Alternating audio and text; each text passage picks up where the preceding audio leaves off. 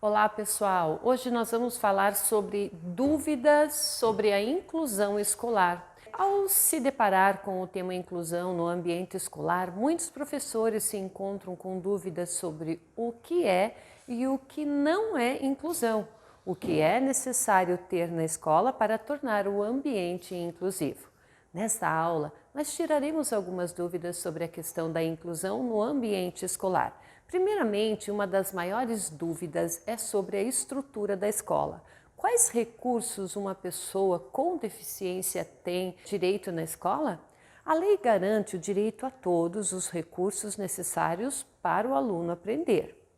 De intérprete de Libras, a biblioteca em braille, de profissionais de apoio, a banheiros acessíveis, há uma infinidade de especialidades cobertas pela lei. O documento, a Consolidação da Inclusão Escolar no Brasil de 2003 a 2016, ela prevê que a escola deve criar um grupo de estudo que reúna a gestão e o corpo docente, o professor de educação especial da rede ou da própria escola, se ela tiver.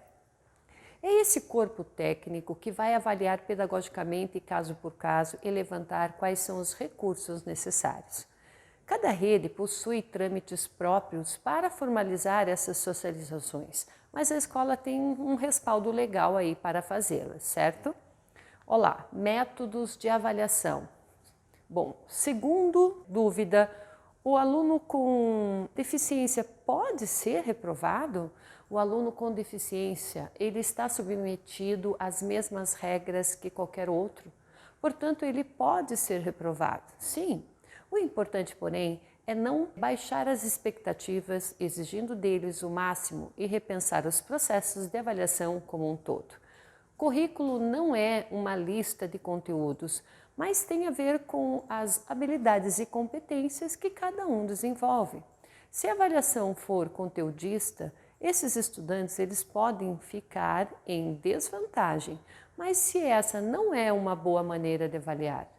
Além disso, a avaliação ela precisa ser acessível e respeitar as funcionalidades do aluno, isto é, a forma como ele se organiza aí no mundo. Por exemplo, um aluno surdo não pode ser avaliado em língua portuguesa da mesma maneira, pois para ele o português é a segunda língua e é desenvolvido apenas na forma escrita, ok? Olá pessoal, as salas de aula. Vamos falar um pouco sobre esse assunto. As salas que tenham alunos com deficiência, elas devem ser menores. Não existe um número de alunos pré-estabelecido. Segundo o Guia Prático, o Direito de Todos à Educação, publicado pelo Ministério Público do Estado de São Paulo, a recomendação é que de cada município, cada um deva ser capaz de estabelecer números e parâmetros específicos. O mais importante do que o número de alunos por classe, entretanto, é a proporção de alunos com deficiência em cada turma.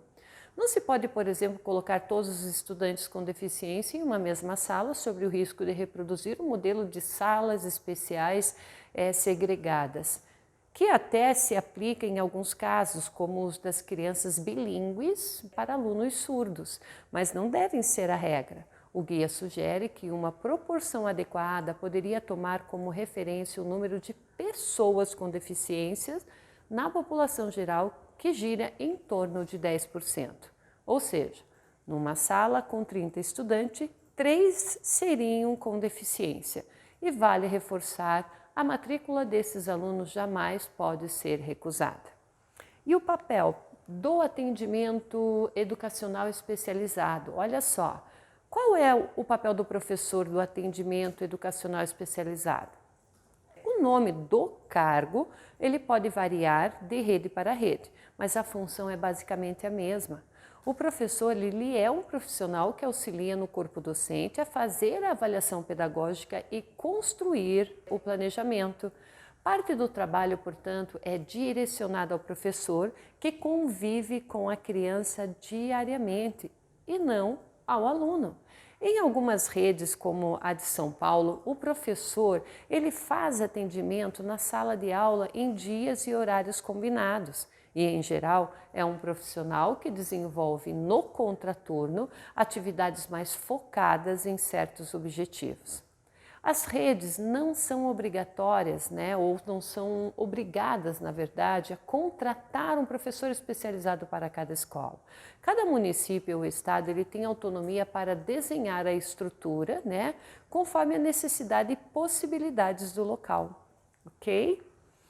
Bom, ensinando a língua estrangeira para surdos. Como ensinar então a língua estrangeira para surdos?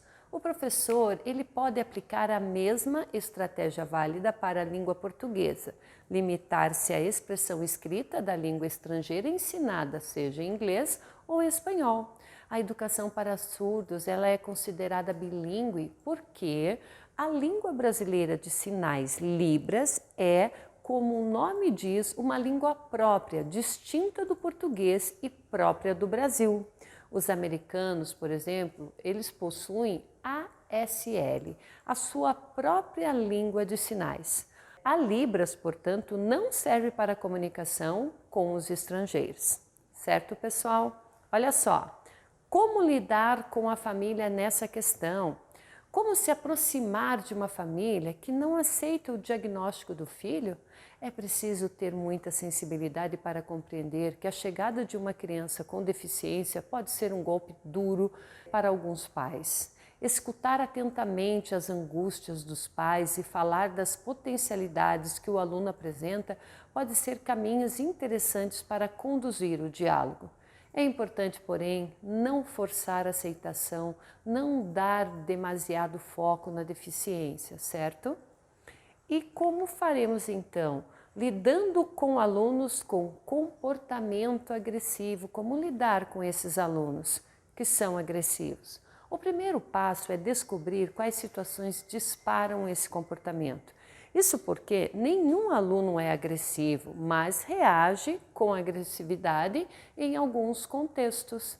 Ter isso em mente evita a rotulação prejudicial à construção das relações entre os indivíduos, os educadores e os colegas. Uma vez identificada a causa da crise, pense em estratégias para eliminá-la ou minimizá-la. Analise ali, né, os resultados obtidos. Também pode ser útil conversar ali com a família, né, para saber se essa agressividade tem se manifestado em casa também. Dessa forma, nós esperamos que nesta aula tenha sido possível esclarecer as principais dúvidas que cercam o funcionamento do ensino inclusivo no nosso país. Certo, pessoal? Até mais!